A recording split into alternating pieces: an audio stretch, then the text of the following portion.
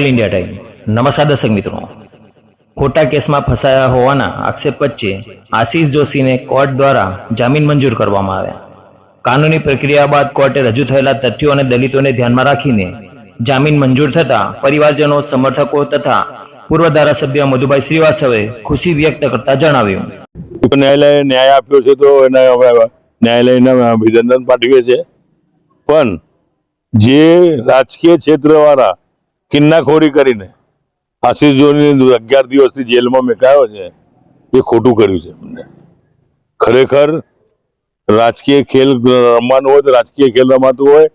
તમે રાજકારણમાં બહુમતીમાં આવ્યા પછી સત્તાનો દુરુપયોગ કરીને પોલીસ તંત્રને હાથમાં લઈને અને આવા કાવા દાવા કરી રહ્યા છો, એ કાવા દાવા તમને અગાઉ નડવાના છે।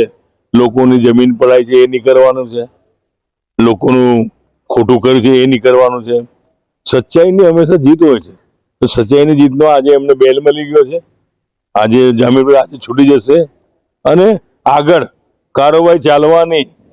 તમે જે કર્યું છે તમને ભોગવવું પડશે, તમે જે ખોટા કાર્ય કર્યા છે ભોગવવું પડશે। કારણ કે તમારે પૈસાના જોર પર ખોટું લોકોને કરાવવાનું, ઘોડા પર બેસાડીને લગામ પકડનાર કોણ વ્યક્તિ એને તમે ગુનેગારને એફિડેવિટ કરાવીને આશીષ જોશીને અંદર કરાવવાના ધંધા આ ડભોઈના ધારાસભ્ય કરેલું છે।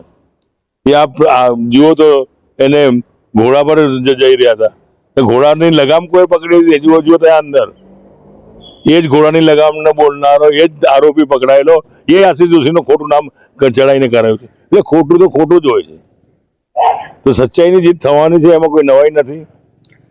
સમય બદલાવશે, તમને આવનારા સમયના અંદર બી તમને બદલાવશે।